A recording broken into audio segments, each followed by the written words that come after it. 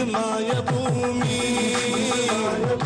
அழகிய விவசாய பூமி, பயிர் வளர்த்திடும் நேய பூமி,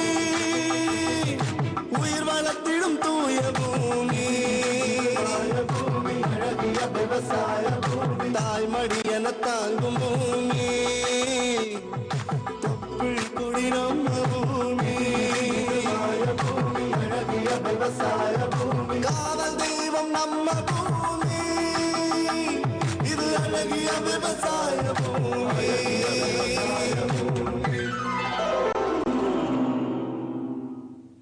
வணக்கம் வேளாண் பெருமக்களே, இந்திய வேளாண் அமைச்சகமும் கோயம்புத்தூர் பொதிகை தொலைக்காட்சி நிலையமும் இணைந்து வழங்கும் வேளாண் சிறுவட்ட ஒளிபரப்பு நிகழ்ச்சிக்கு உங்களை அன்போடு வரவேற்கிறோம். முதலில் சிந்தனை பெட்டகம்.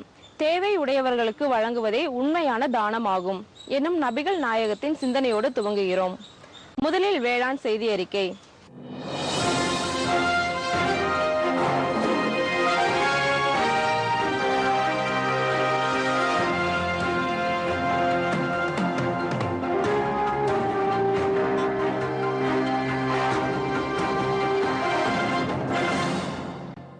வணக்கம் வேளாண் பெருமக்களே, இன்றைய வேளாண் செய்தி அறிக்கைகள் உங்களுக்கு பயன் தருவதாக அமையும் என நம்புகிறோம். முதலில் தலைப்புச் செய்திகள். வளம் குறையா மண் வளர் பாதுகாப்பு, வேளாண்மையின் உயிர்காப்பு. முனைவர் எஸ் மனோகரன் தரும் செய்திகள். பாலக்கீரை பயன் தரும் கீரை, எஸ் கிருஷ்ணவாணி கூறுகிறார். இனி விரிவான செய்திகள். மண் தான் ஆதி, மண்ணிலிருந்துதான் சகலமும் பிறக்கின்றன, மண்ணோடுதான் சகலமும் ஐக்கியமாகின்றன. மண் தான் வேளாண்மையின் கருப்பை. அந்த கருப்பை ஆரோக்கியமானதாக பலமானதாக இருந்தால்தான் ஜீவராசிகள் உயிரோடு இருக்க முடியும், உயிர்ப்போடு இருக்க முடியும். இதை புரிந்து கொள்ளும்படி மேலும் பல தகவல்களை தருகிறார் தமிழ்நாடு வேளாண் பல்கலைக்கழகத்தின் வேளாண் துறை இயக்குனர் எஸ் மனோகரன். நான் இன்னைக்கு உங்களுக்கு இந்த மண்ணினுடைய தன்மைகள், இந்த மண்ணை நம்ம எப்படி மேலாண்மை செஞ்சு மண் வளத்தை காப்பாற்றி அதிக விளைச்சல் பெறலாங்கிறத பற்றி சுருக்கமாக உங்களுக்கு சொல்ல போகிறேன். மண் தான் உலகில் வாழக்கூடிய எல்லா உயிர்களுக்கும் அடிப்படையான ஒன்று. மண்ணின்றி எதுவுமே இல்லை. நாம் சாப்பிடுகிற எல்லா பொருளுமே மண்ணிலிருந்து தான் வருது. ஸோ இந்த மண் நம்ம இன்றைக்கி முக்கியத்துவம் குறைஞ்சி அதனுடைய சீர்கேடுகள் அதிகமாக ஏற்பட்டு வருது. இதற்கு காரணம் அறிவியல் அடிப்படையிலான மண் மேலாண்மை நாம் மேற்கொள்ளாதது தான். நம்ம கடந்த காலத்தில் பள்ளி படிப்பில் படிச்சிருப்போம். மொகஞ்சோதரா, ஹரப்பா ஆகிய சிறந்து விளங்கிய நாகரிகங்கள் எல்லாமே அழிஞ்சு போனதுக்கு காரணம் அந்த மண் வளம் குன்றியது தான் காரணம் அப்படின்னு அகல் ஆராய்ச்சியாளர்கள் கண்டுபிடிச்சிருக்காங்க. அதனால் நம்ம இந்த நமக்கு உணவளிக்கக்கூடிய அந்த மண்ணை காப்பாற்ற வேண்டியது நம்மளுடைய கடமை. இந்த மண் எப்படி உருவாச்சுன்னா, பல கோடி ஆண்டுகளுக்கு முன்னாடி இந்த பாறைகள்லாம் இயற்கை காரணிகளான மழை, வெப்பம், அதனுடைய உயரம், காலம், இந்த மாதிரி காரணிகளால் சிதைவுற்று மண்ணாக உருப்பெற்றது. அதாவது அறிஞர்கள் சொல்கிறாங்க, 1 இன்ச் மண் உருவாருக்கு கிட்டத்தட்ட 1000 ஆண்டுகள் ஆகும்னு. ஸோ அவ்வளோ கஷ்டப்பட்டு வளர்ந்த மண்ணை நம்ம சிறந்த முறையில் பாதுகாத்து அடுத்த தலைமுறைக்கு கொடுக்க வேண்டியது நம்மளோட கடமை. இதுக்கு அறிவியல் பூர்வமாக நம்ம மண்ணை எப்படி மேலாண்மை செய்யலாம் அப்படிங்கிறத தமிழ்நாடு வேளாண்மை பல்கலைக்கழகம் மற்றும் வேளாண்மை ஆராய்ச்சியாளர்கள் நிறைய கண்டுபிடிச்சி வச்சுருக்காங்க. அதாவது விவசாயிகளே ஒரு பெரிய விஞ்ஞானிகள் தான். இருந்தாலுமே சில துறைகளில் அவங்களுக்கு அந்த அறிவியல் உண்மைகள் தெரிய வாய்ப்பில்லை. ஸோ விவசாயிகளாக நீங்கள் இந்த மண்ணை பற்றிய அடிப்படை உண்மைகளை தெரிஞ்சு கொள்ள வேண்டியது ரொம்ப அவசியம். ஸோ மண்ணை பார்த்திங்கன்னா நமக்கு அதில் நிறைய உயிரினங்கள், பாக்டீரியா, ஃபங்கஸ், பூஞ்சாலம், இந்த மாதிரி நன்மை பயக்கக்கூடிய உயிரினங்கள் நிறைய இருக்குது. அதுதான் நம்ம மண் வளத்தை ரொம்பவே பாதுகாத்துட்டு வருது. உதாரணமாக சொன்னால், நம்மளுடைய மண்ணில் விழக்கூடிய தாவர கழிவுகளை மக்கச் செய்து அதை உரமாக மாற்றுவது இந்த நுண்ணுயிர்கள் தான். இந்த நுண்ணுயிர்கள் 50 வருஷத்துக்கு முன்னாடி இருந்த நுண்ணுயிர்கள் இப்போ இல்லை. ஏன்னா நம்ம அதிகப்படியான ரசாயன உரங்கள், பூச்சிக்கொல்லிகள் இவற்றை பயன்படுத்தினால அதனுடைய எண்ணிக்கை குறைஞ்சிட்டு வருது. ஸோ இது வந்து மண் சீரழிவுக்கு இது ஒரு முக்கியமான காரணம். அதாவது ஒரு அறிவியல் குறிப்பில் வந்து போட்டிருக்காங்க, 1200 ஆண்டுகளுக்கு முன்னாடி செங்கல்பட்டு, இப்போது இருக்கிற செங்கல்பட்டு மாவட்டத்தில் உள்ள விவசாயி ஒருத்தர் வந்து ஒரு ஹெக்டேர் நிலப்பரப்பில் 16 டன் நெல், அந்த காலத்தில் வந்து உயர் விளைச்சல் ரகங்கள் கிடையாது, இந்த மாதிரி உரங்கள் கிடையாது, அந்த காலத்துலேயே வந்து 16 டன் எடுத்திருக்காருன்னா ஸோ அந்த மண் வளம் அந்த காலத்தில் எப்படி இருந்திருக்குன்னு பாருங்கள். அதாவது இதுக்கு எல்லாமே காரணம் வந்து அதில் உள்ள நுண்ணுயிரிகள், நன்மை பயக்கக்கூடிய பாக்டீரியாஸ் இதெல்லாம் அதிகமாக இருந்தது தான் காரணம். இப்போ வந்து நம்ம ஏன் இந்த சூழ்நிலையில் இதை சிந்திக்க வேண்டியிருக்குன்னா, இந்த நுண்ணுயிரிகள்லாம் அழிகிற பட்சத்தில் நம்ம எவ்வளோதான் கெமிக்கல் உரங்கள், ரசாயன உரங்கள், பூச்சிக்கொல்லிகளை பயன்படுத்தினாலும் நம்மளுடைய விளைச்சல் வந்து நம்ம எதிர்பார்த்த விளைச்சலை எடுக்க முடியாது. அதனால் வந்து இந்த உயிர்களை வந்து நம்ம காப்பாற்ற வேண்டியது நம்மளுடைய கடமை. ஸோ இதுக்கு என்ன தேவை நமக்கு அப்படின்னா, ஒவ்வொரு மண்ணை பற்றியும் நம்ம தெரிஞ்சு வச்சுருக்கணும். அதாவது அதனுடைய நிறை குறைகள் அப்படிங்கிறத வந்து தெரிஞ்சு வச்சுருக்கணும்.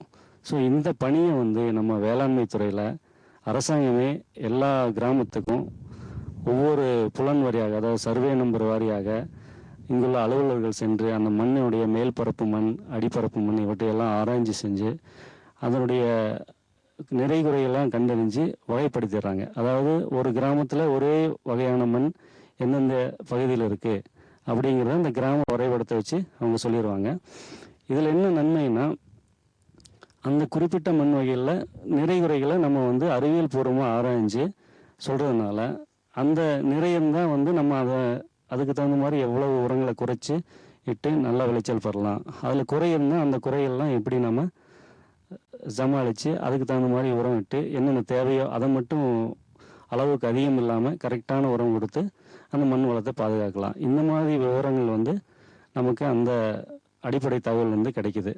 ஸோ இந்த வகையான தகவல்களை நம்ம எப்படி தெரிஞ்சுக்கலாம்னா, இந்த அரசாங்கத்தினுடைய வெப்சைட்னு சொல்லக்கூடிய, அதாவது தமிழ்நாடு அக்ரிகல்ச்சர் யூனிவர்சிட்டியில் தமிழ்நாடு வேளாண்மை பல்கலைக்கழகத்தில் உள்ள வலைதளத்திற்கு போனீங்கன்னா ஒவ்வொரு பஞ்சாயத்து யூனியன் வாரியாக, கிராம வாரியாக, புலையன் வாரியாக மண் வளம் பற்றிய ஆதார தகவல்கள் அங்கே கிடைக்குது. நீங்கள் அதை போய் அந்த சைட்டில் போய் பார்த்தீங்கன்னா உங்கள் தோட்டத்தில் என்ன வகையான மண் இருக்குது, அதில் என்ன நிறைக்குறை இருக்குது, அதை நம்ம எப்படி நிவர்த்தி பண்ணலாம், அந்த மண்ணுக்கு ஏற்ற பயிர் எது எது, அந்த மாதிரி விவரங்களை தெரிஞ்சு நீங்கள் பயிர் செஞ்சீங்கன்னா உங்களுக்கு அதிக விளைச்சல் கொடுக்கறதோட மட்டும் இல்லாமல் நம்ம மண் வளம் வந்து அறிவியல் பூர்வமாக பாதுகாக்கப்படுது. இதனால் வந்து அதனுடைய வளம் குன்றாத வகையில் எப்போதுமே நமக்கு ஒரு நிலையான விளைச்சல் கிடைக்கிறதுக்கு வாய்ப்பு இருக்குது. ஸோ இப்போ நம்ம பார்க்க போகிறத என்ன மண்ணில் என்ன வகையான பயிர் செய்யலாம் அப்படிங்கிறது வந்து விவசாயிகளுக்கு ஓரளவுக்கு தெரிஞ்சிருக்கு. இருந்தாலுமே சில காரணிகளை வந்து நம்மளால் கண்டுபிடிக்க முடியாது. உதாரணமாக சொன்னீங்கன்னா, இந்த செம்மண்ணில் பார்த்தீங்கன்னா, அதாவது பவுடர் ஃபார்மில் அந்த கால்சியம் கார்பனேட்னு சொல்லக்கூடிய சுண்ணாம்பு தன்மை சில மண் வகையில் இருக்கும். ஸோ இந்த மண்ணை வந்து நம்ம கண்ணில் பார்த்தா நமக்கு தெரியாது. ஸோ இது வந்து நம்ம அறிவியல் பூர்வமாக லேபில் டெஸ்ட் பண்ணும்போது தான் அதில் எவ்வளோ சுண்ணாம்பு சத்து இருக்குது அப்படிங்கிறத கண்டுபிடிக்கலாம். ஸோ இது எதுக்குன்னா, சில பயிர்கள், அதாவது மஞ்சள், எலுமிச்சை, மா, பலா இந்த மாதிரியான பயிர்கள் வந்து சுண்ணாம்பு தன்மைக்கு ரொம்ப சென்சிட்டிவ்னு சொல்லக்கூடியது, அதாவது அதை வந்து தாங்கி வளரக்கூடிய பயிர்கள் அல்ல. ஸோ இந்த மாதிரி மண் வகையில் நம்ம இந்த மாதிரி மஞ்சள் போன்ற பயிர்களை பயிரிடும் போது அது சரியாக வளராது, சரியாக விளைச்சல் கொடுக்காது. அப்போ வந்து இந்த மாதிரி மண் வகைகளுக்கு நம்ம என்ன பயிர்களை தேர்ந்தெடுக்கலாம். ஸோ அந்த மாதிரியான சுண்ணாம்பு நிலங்களுக்கு தென்னை, பருத்தி, கத்தரி இது மாதிரி பயிர்களை நம்ம பயிரிடும்போது அந்த மண்ணோட வளம் குன்றுவது மட்டுமல்லாமல் நமக்கு வந்து அதிகப்படியான விளைச்சல் கிடைக்குது. இதனால் என்னென்ன விவசாயிகளுக்கு லாபம்னா, சரியான மண்ணில் சரியான பயிரை பயிர்றதுனால அதிக விளைச்சல், அதிக லாபம் கிடைக்குது. இரண்டாவது லாபம், அதனுடைய மண் வளம் வந்து பக்குவமாக பாதுகாக்கப்படுது. ஸோ இந்த மாதிரியான தகவல் வந்து அறிவியல் ரீதியான ஆராய்ச்சிக்கு அப்புறம் கண்டுபிடிக்கப்பட்டது. ஸோ இந்த தகவல்களை வந்து நம்ம ஈஸியாக வந்து இந்த வலைதளத்திலிருந்து தெரிஞ்சுக்கலாம். ஸோ இந்த மாதிரியான நிறைய தகவல்கள், மண்ணை பற்றிய அனைத்து தகவல்களும் நம்ம அந்த வலைதளத்திலிருந்து தெரிஞ்சுக்கலாம். ஒரு சிறிய இடைவேளைக்கு பின் வேளாண் செய்தி அறிக்கை தொடரும். வேளாண் செய்தி அறிக்கை தொடர்கின்றது. பாலக்கீரை. பாலக்கீரை உள்ளங்கை அளவு விரிந்து வளரும் அழகு கீரை. சின்னதான தண்டு, சின்னதான இலை. பாலக்கீரையின் உயிர் சத்துக்கள் பட்டியல் மிக நீளம். அதனால் தான் மருத்துவர்கள் கீரை வகைகளை தினசரி உணவில் சேர்த்துக்கொள்ள அறிவுறுத்துகிறார்கள். இந்த பெருமை வாய்ந்த பாலக்கீரையை சாகுபடி செய்யும் கிருஷ்ணவாணி கோயம்புத்தூர் மாவட்டம் ஒண்டிப்புதூர் வழி பீடம்பள்ளி பகுதியின் உடையார் தோட்டத்து வேளாண்மையாளர். அவர் தரும் பாலக்கீரை தகவல்கள் இதோ. வணக்கம் நேயர்களே, கோவை மாவட்டம் சூலூர் வட்டம் பீடம்பள்ளி கிராமத்துல கிருஷ்ணவேணி அப்படிங்கிற விவசாயி பாலக்கீரை பயிரிட்டு இருக்காங்க. அவங்க எப்படி இந்த பாலக்கீரையை பயிரிட்டாங்க அப்படின்னு அவங்க கிட்ட கேட்டு தெரிஞ்சுக்கலாம். வணக்கம். வணக்கம். இப்போ நீங்க பாலக்கீரை போட்டிருக்கீங்க. இது உங்களோடது என்ன மண்ணு? நீங்க எப்படி இந்த மண்ணை உழுது அடியுரம் என்ன கொடுத்து இந்த விதையெல்லாம் எங்க வாங்குனீங்க அப்படின்னு சொல்லிட்டு நேயர்களுக்கு சொல்லுங்க. இது உழவு உழுது செம்மண் காடுங்க. பாலக்கீரை விதை கடையில் வாங்கிக்கிறது. அப்புறம் 2 அறுப்பு 3 அறுப்பு வருமுங்க. அப்புறம் பூ வரும். இப்போ இந்த கீரை விதை போட்டதுல இருந்து எத்தனை நாளைக்குள்ள முளைக்குங்க? எத்தனை நாளைக்கு ஒரு தடவை தண்ணி விடணுங்க? ஒரு 5 நாளுக்குள்ள முளைக்குங்க. தண்ணி விடுறது 4 நாளைக்கு ஒருக்க தண்ணி விடணும். காஞ்சி போகு செம்மண்ணால 4 நாளைக்கு ஒருக்க தண்ணி விடணுங்க. நீங்க அறுக்கிறது விதை போட்டு ஒரு 4-5 நாள்ல முளைச்சிருதுன்னு வச்சுக்கோங்க. அப்ப அறுப்புக்கு வர்றதுக்கு எத்தனை நாள் ஆகுங்க? 1 மாசம் ஆகுங்க. இப்போ 1 மாசத்துல நீங்க ஒரு அறுப்பு அறுக்குறீங்கன்னு வச்சுக்கோங்க. அப்போ திருப்பியும் இதை மறுபடியும் எத்தனை முறை அறுக்கலாங்க? இப்போ 5 நாளைக்கு ஒருக்க அறுக்கலாமுங்க. ஒரு முறை அறுத்துட்டோம்னா அப்புறம் மறுபடி ஒரு 4 அறுப்பு வருமுங்க. அப்புறம் அறுக்க முடியாது. அப்புறம் உழவு போட்டு உரமெல்லாம் அடி உரம் போட்டு அப்புறம் தான் அறுக்கணுங்க. இப்போ நீங்க ஒவ்வொரு தடவையும் இதை கொண்டு எங்க குடுக்குறீங்க? இல்ல வியாபாரிக்கு இங்க எடுத்துக்கிறாங்களா? ஒரு பாத்திக்கு எத்தனை கட்டு வருங்க? வியாபாரி இங்கேயே எடுத்துக்கிறாங்க. ஒரு வாத்திக்கு பெரிய வாத்தியா இருந்தா 100 கட்டு வருமுங்க. சின்ன பாத்தியா இருந்தா 75 கட்டு வரும். வியாபாரிகளும் இங்கேயே எடுத்துக்கிறாங்க. எவ்வளவுங்க ஒரு கட்டு? என்ன விலைக்கு போகுதுங்க இப்ப பாலக்கீரை? ஏன்னா இருக்கிற கீரைகளையே பாத்தீங்கன்னா பாலக்கீரை தான் அதிக சத்துள்ளதுன்னு சொல்லுவாங்க. பாலக்கீரை தான் விலையும் கூடன்னு சொல்லுவாங்க. உங்களுக்கு எப்படி என்ன விலை கிடைக்குதுங்க இங்க? எங்களுக்கு 3 ரூபா கொடுக்குறாங்க ஒரு கட்டுக்குங்க. நீங்க இங்க உழவர் சந்தையெல்லாம் இந்த பகுதியில இருக்குதுன்னு சொல்றாங்களே, நீங்க அங்க கொண்டு போய் விக்கிறது இல்லைங்களா? போலாமுங்க. முடியறது இல்லையா, ஆள் கம்மி, வசதி கம்மியா இருக்குது. அதனால போறக்க முடியல. தண்ணி கம்மியா இருக்கிறனால அளவா செஞ்சுட்டு அளவா கொடுத்துட்டு இருக்கிறோங்க. இப்ப இது பதவல் வரும் இல்லைங்களா? பதவல் புடுங்கிறதுக்கெல்லாம் எப்படி என்ன பண்றீங்க? பதவல் ஒரு அறுப்பு அறுத்தாச்சுன்னா புடுங்கிட்டு இருக்கணுங்க. அப்புறம் ஒரு அறுப்பு அறுத்துட்டே இருந்தோம்னா பதவல் கொஞ்சம் புடுங்கிட்டு இருக்கணும். ஆள் வச்சு பாத்துக்கிறீங்களா நீங்களே தான் பாத்துக்கிறீங்களாங்க? தண்ணி கம்மியா இருக்கிறனால நாங்களே பாத்துக்கிறோம். நம்ம அதிகமா வேணும்னா ஆள் விட்டுக்குவோம். இப்போ உங்களுக்கு எப்படிங்க? கிணத்து தண்ணிங்களா இல்ல போர் போட்டு இருக்கிறீங்களா? நல்ல தண்ணியா? போர் போட்டு இருக்கிறவங்க தண்ணி ஓரளவுக்கு இருக்குங்க. சப்புனதான் இருக்குங்க. நம்ம நல்ல தண்ணின்னு சொல்ல முடியாது. இந்த கீரைக்கு சாதாரணமா ஓரளவுக்கு சப்ப தண்ணியா இருந்தாவே நல்லா வரும்னு சொல்றீங்களா? எந்த பிரச்சனையும் நல்லா வருதுங்க. இப்போ நீங்க இந்த கீரை பாலக்கீரை போட்டிருக்கீங்க இல்லைங்களா? இப்போ ஒரு ஏக்கருக்கு எத்தனை விதை தேவைப்படுதுங்க? ஒரு ஏக்கருக்கு போட்டீங்கன்னா உங்களுக்கு ஓரளவுக்கு லாபகரமான தொழிலா இருக்குதுங்களா இந்த கீரை விவசாயம்? ஒரு ஏக்கராவு போடுறது இல்லைங்க. அளவை நம்ம தண்ணி இருக்கிறனால ஒரு 2 கிலோனுக்கு அளவை வாங்கி போடுறோம். ஒரு விழாவுக்கு 1 கிலோ போடுறோம். 2 விழா போட்டுதுன்னா 2 கிலோ போடுறோம். தண்ணி இருக்கிற பொறுத்து விவசாயம் செஞ்சுக்கிறோமுங்க. லாபம் ஓரளவு கிடைக்குதுங்க. ஆனால் வேலை செய்யணும். செஞ்சா கிடைக்கி. மழை இல்லாமல் இருக்கணும். மழை பெஞ்சதுன்னா புள்ளி விழுந்தா வேஸ்ட்டாக போயிடுது. எப்படி இப்போ பாலக்கீரைக்கு புள்ளி வருதுன்னு சொல்றீங்களேங்க? ஏன்னா பாலக்கீரைக்கு வர நோயே அந்த புள்ளி உழுகிறது தாங்க. அதுக்கு என்ன மருந்து நீங்க அடிக்கிறீங்க? அதுக்கு மருந்து அடிக்கிறதுனா மருந்து இருக்குதுங்க. ஆனால் மருந்து அடிக்கிறது இல்லை. அதை அறுத்து வீசிட்டு அப்புறம் 2வது ஒருக்கா தலை வைக்கணும். அறுத்து வெளியில் வீசிடணும். அது வேஸ்ட்டாக போகுது. ஓ, நீங்க அதிகமா மருந்து உபயோகப்படுத்துறது இல்ல? அடிக்கிறது இல்லைங்க. மழை பெஞ்சிருச்சுன்னா அப்புறம் அதை அறுத்து வெளியில் போட்டு அப்புறம் 2வது தளைஞ்சு வந்ததுன்னா 2வது அப்புறம் மறுபடியும் அறுக்கலாம். இப்ப இந்த பாலக்கீரை எப்படி விவசாயம் பண்றது அப்படின்னு தெரிஞ்சிட்டோம். இந்த பாலக்கீரையில நிறைய உணவு வகைகள் செய்யலாங்க. அது என்னென்ன செய்யலாம் அப்படின்னு சொல்லிட்டு நம்ம விவசாயி கிருஷ்ணவேணி அவர்கள் சொல்றாங்க. இப்போ பாலக்கீரையிலங்க என்னென்ன நம்ம செய்யலாங்க? பாலக்கீரையில் சட்னி பண்ணலாம், அல்லது பொரியல் பண்ணலாம், அப்புறம் கீரை சாப்பாடு பண்ணலாம். மறுபடி கடையலாம். கீரை கடையிற மாதிரி அதையும் கடையலாம். ஒரு 10 வகையை நம்மளுக்கு தெரிஞ்ச அளவுக்கு பண்ணலாமுங்க. இப்போ பாலக்கீரை பொறுத்த வரைக்கும் உங்களுக்கு பருப்புக்குள்ள போட்டு செஞ்சாதான் நல்லா டேஸ்டா இருக்கும் அப்படின்னு சொல்லுவாங்க. அந்த மாதிரி பருப்புக்குள்ளையும் போடலாங்களா? அதுவும் பண்ணலாமுங்க. பருப்புக்குள்ளையும் போடலாமுங்க. நம்ம எப்படி வேணா செஞ்சுக்கலாமுங்க. கூட்டும் பண்ணிக்கலாமுங்க.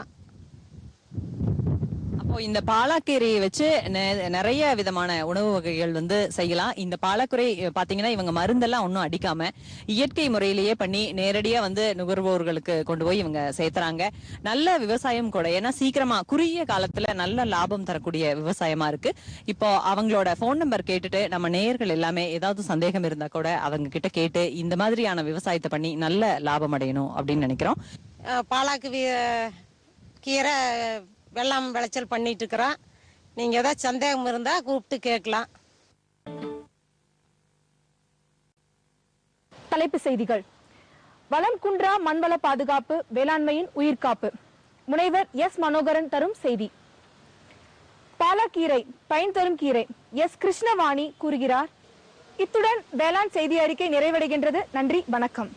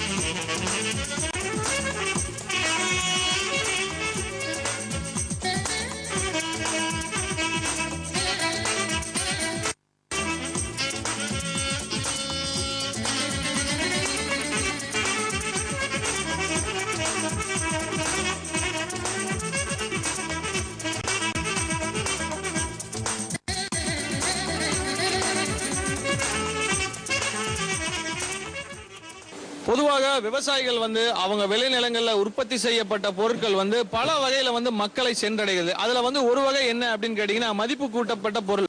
அந்த வகையான மதிப்பு கூட்டப்பட்ட பொருட்கள் வந்து எப்படி தயாரிக்கிறாங்க அப்படிங்கறத இப்ப நம்ம கோயம்புத்தூருக்கு பக்கத்துல இருக்கக்கூடிய விளாங்குறிச்சி அப்படிங்கிற ஒரு பகுதியில இருந்து இந்த ஒரு மதிப்பு கூட்டப்பட்ட பொருட்களை எல்லாம் தயாரிக்கக்கூடிய ஒரு கம்பெனில இருந்து இப்ப நம்ம பேசிக்கிட்டு இருக்கோம். இங்க வந்து பாத்தீங்கன்னா ராகி ரொட்டி, அது மட்டும் இல்லாம சப்பாத்தி, சில்லி பரோட்டா, இன்னும் பல வகையான பொருட்கள் எல்லாம் தயாரிக்கிறாங்க. அந்த பகுதியில இருந்து இப்ப நம்ம பேசிட்டு இருக்கோம். இப்ப வந்து பாத்தீங்கன்னா இப்ப சப்பாத்தி வந்து இவங்க தயார் பண்ணிட்டு இருக்காங்க. சப்பாத்தி தயார் பண்றதுக்கு முன்னாடியே அது சரியான அளவுல, குறிப்பா சொல்லணும் அப்படின்னா ஒரு 40 கிராம் இருக்கக்கூடிய அளவு உருண்டை வேணும் அப்படின்னு சொன்னா இந்த வெயிட்டிங் மிஷின்ல வந்து வெயிட் மிஷின்ல அந்த 40 கிராம் அளவு இருக்கக்கூடிய உருண்டையை வந்து பிடிச்சிடுறாங்க. அதுக்கப்புறம் அதுல இருந்து வந்து இந்த ப்ராசஸ் ஸ்டார்ட் ஆகுது. எப்படி ஸ்டார்ட் ஆகுது அப்படின்னு சொல்வதற்காக இந்த கம்பெனியினுடைய பர்ச்சேஸ் மேனேஜர் வந்து அப்புக்குட்டி சார் வந்து இப்ப நம்ம கிட்ட பேச போறது. சார் சொல்லுங்க, இப்ப வந்து இப்ப இந்த சரியான முறையில அளவு பிடிக்கிறீங்க இல்லைங்களா? இப்ப இது வந்து எவ்வளவு கிராம் வைக்கிறீங்க ஒரு உருண்டை? ஃபார் எக்ஸாம்பிள் சப்பாத்தி அப்படின்னா இப்போ நாங்கள் ஒரு 42 கிராம் வைப்போம். பூரின்னா ஒரு 35 கிராம் வைப்போம். இது மினி சப்பாத்தி, மினி பூரி, ராகி ரொட்டி ஒவ்வொன்றுக்கும் ஒரு பர்டிகுலர் வெயிட் நாங்கள் வச்சிருக்கிறோம். ஒவ்வொரு உருண்டைக்கும் ஒவ்வொரு அளவு ரொம்ப துல்லியமாக எலக்ட்ரானிக் வேயிங் ஸ்கேலில் தான் நாங்கள் போடுறோம். அப்படி அதில் வந்து பார்த்தீங்கன்னா எல்லாம் ஹைஜீனிக்காக கையில் க்ளவுஸ் போட்டுட்டு மாஸ்க் போட்டுட்டு தலையில் ஹெட் கேப் போட்டுட்டு தான் நாங்கள் செய்வோம். ஏன்னா கொஞ்சம் கூட அதில் வந்து இந்த வைரஸோ வேறு எதுவுமே ஃபார்ம் ஆகக்கூடாதுன்னு சொல்லி போட்டு நாங்கள் இது பண்ணிட்டு இருக்கிறோம். இந்த வகையில் வந்து ரொம்ப சுத்தமாக நீட்டாக தான் நாங்கள் பண்ணிட்டு இருக்கிறோம். இதில் உங்களுக்கு வந்து கொஞ்சம் கூட வித்தியாசம் வராது வெயிட்டில். ஏன்னு கேட்டிங்கன்னா எல்லாமே எலக்ட்ரானிக் வேமெண்ட்டில் தான் நாங்கள் பண்ணுறோம். அப்படி பண்ணும்போது ப்ளஸ் ஆர் மைனஸ் எது வந்தாலும் அதை நாங்கள் அட்ஜஸ்ட் பண்ணி நாங்கள் எடுத்துருக்கோம். சார் இதில் வந்து சுத்தமாக இந்த ராகி ரொட்டி நாங்கள் போடுறோம். அந்த ராகியும் கூட நாங்கள் ஒரு மில்லிலிருந்து தருவிச்சு சுத்தம் பண்ணி கல் இது குருணை எல்லாமே நீக்கி ரொம்ப சுத்தமாக ரொம்ப ஹைஜீனிக்காக தான் நாங்கள் கொடுத்துட்ருக்குறோம். இப்போ வந்து பாத்தீங்கன்னா இப்ப சரியான முறையில் உருண்டை பிடிச்சிடறாங்க. உருண்டை பிடிச்சதுக்கு அப்புறம் இந்த மாதிரி ஒரு பகுதியில் வந்து அதை ரவுண்ட் ஷேப் பண்றாங்க அப்படின்னு நினைக்கிறேன். சார் இப்போ இந்த ரவுண்ட் ஷேப் பண்றீங்க இல்லைங்களா, இது எப்படி கரெக்டான முறையில் அந்த ரவுண்ட் ஷேப் பண்றீங்க? எங்களுக்கு ஆட்டோமேட்டிக்காக அந்த வேயிங் மிஷினில் போட்டு நாங்கள் வந்து பர்டிகுலர் வெயிட் 42 கிராம் 42 கிராம் ரொம்ப அக்யூரசி கொண்டு வந்துட்டு அதை வந்து கையில் வந்து ஆட்டோமேட்டிக்காக ரவுண்ட் ஷேப் பண்ணிடுவோம். இப்போ பண்ணி கொண்டு வந்த உடனே இந்த எங்களோட ஆட்டோமேட்டிக் ப்ரெஸ்ஸிங் மிஷின் இருக்குது பார்த்தீங்களா, ஒரு மிஷினில் அட் அ டைமில் இந்த 3 பீஸ் வச்சு அடிக்கிறாங்க. இதில் வச்சு அடித்து முடிச்சோன்னா அந்த ரவுண்ட் ஷேப் எப்படி பார்த்தாலும் உங்களுக்கு டயா வந்து ரொம்ப கரெக்டாக இருக்கும், துல்லியமாக இருக்கும். அது வந்து முடிச்சோன்னே அந்த கன்வேயர் பெல்ட்டுக்கு நெக்ஸ்ட் போகுது. ஏன் கன்வேயர் பெல்ட்டுக்கு போகுதுன்னா உங்களுக்கு அந்த மாய்ச்சர் ரிலீஸ் ஆகி ஹீட்டு ரெடியூஸ் ஆயிடும். ஏன்னா நாங்கள் ஹாஃப் குக்குடு சப்பாத்தியில் தரப்போ அந்த ஹீட் ரெடியூஸ் ஆயிடுச்சுன்னா உங்களுக்கு வந்து நெக்ஸ்ட் ஆப்ரேஷனுக்கு வந்து அந்த பேக்கிங் செக்ஷனுக்கு போயிடுது. அதுக்காக தான் இந்த கன்வேயர் பெல்ட்டெல்லாம் நாங்கள் அனுப்பிச்சிட்டு இருக்கிறபடி. சார் இப்போ வந்து அந்த 3 பால் ஷேப்பில் 3 இருக்கு இல்லைங்களா, 3மே ஆட்டோமேட்டிக் மிஷினுங்க. இது ஆட்டோமேட்டிக் ப்ரெஸ்ஸிங் மிஷின். இந்த ப்ரெஸ்ஸிங் மிஷின் வச்சுல ஒரு வித்தின் 2 செகண்ட்ஸில் வந்து உங்களுக்கு ஆட்டோமேட்டிக்காக ப்ரெஸ் ஆனோன்னா பாருங்கள் எடுக்கிறாங்க பாருங்கள். இந்த கையிலேருந்து எடுத்தோம்னா அப்படியே கன்வேயர் பெல்ட்டுக்கு அப்படியே ஒரு ஸ்டிக்கில் தான் நாங்கள் எடுத்து வைக்கிறோம். ஸ்டிக்கில் போகும்போது என்ன ஆகுன்னா 3 ரோல் வருது. இதில் 3 ரோல் ஆட்டோமேட்டிக்காக கீழே போகும்போது அதில் இருக்கிற ஹீட்டு ரெடியூஸ் ஆயிடும். ஹீட்டு ரெடியூஸ் ஆயிடுச்சுன்னா உங்களுக்கு அந்த புளிக்கிறது ஃபங்கஸ் ஃபார்மர் இதெல்லாம் குறைஞ்சிடும். அந்த மாய்ச்சர் ரிலீஸ் ஆயிடும். ரெண்டாவது அது முடிச்ச உடனே அடுத்து பேக்கிங் செக்ஷனுக்கு உங்களுக்கு ஆட்டோமேட்டிக்காக போயிடும். பேக்கிங் செக்ஷனுக்கு போனோடனே கையில் எல்லாருமே க்ளவுஸ் போட்டு நீட்டாக அந்த பவுடர் மேலே ஃபார்ம் அது முடிச்ச உடனே இது கவரில் போட்டு பேக் பண்ணுறதுக்கு ஆரம்பிச்சிருவாங்க. கவருக்குள்ள போட்டதுக்கு அப்புறம் எப்படி சீலிங் வச்சு பேக்கிங் பண்றாங்க அப்படிங்கறத இப்ப நம்ம பார்த்துட்டு இருக்கோம். இவங்க வந்து பாத்தீங்கன்னா இந்த மாதிரி கொண்டு வந்த பொருட்களை எல்லாமே வெயிட் ஃபர்ஸ்ட் போடுறாங்க. வெயிட் போட்டு முடித்த பின்னாடி அதை கரெக்டா சீலிங் பண்றாங்க. இப்ப வந்து நீங்க ஒரு நாளைக்கு சுமார் எத்தனை கவர் இந்த மாதிரி வெயிட் போட்டு பாப்பீங்க? கம்ப்ளீட் எல்லாமே போடும். 1000 கவருக்கு மேல போடும். சுமார் ஒரு 1000 கவருக்கு மேல வெயிட் போட்டு பாப்பீங்க. இந்த சீலிங் ஹீட் சீலிங் எப்படி வைப்பீங்க? அங்க டெம்பரேச்சர் பார்த்து வச்சிருக்கீங்க. இப்போ வந்து பாத்தீங்கன்னா இவங்க வந்து கவர்ல வெயிட் போட்டு முடிச்சிடறாங்க. வெயிட் போட்டு முடிச்சதுக்கு அப்புறம் இந்த ஹீட்டிங்ல வந்து அவங்க சீல் வைக்கிறாங்க. அது எப்படி சீல் வந்து வச்சு காமிக்கிறீங்க? கொஞ்சம் வச்சு காமிச்சிருங்க பாருங்க.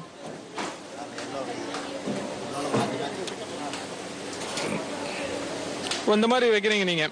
இப்போ இது எவ்வளவு டிகிரியில வந்து நீங்க இதை ஹீட் கொடுக்குறீங்க? 80 டிகிரியில வச்சு ஹீட் பண்றீங்க. இப்போ இந்த மாதிரி ஹீட் வந்து சுமாரா ஒரு நாளைக்கு எத்தனை பேக் பண்ணுவீங்க நீங்க? 1000 பாக்கெட் மேல 5000 பாக்கெட்டுக்கு மேல 5000 பாக்கெட் வரைக்கும் பண்றீங்களா நீங்க?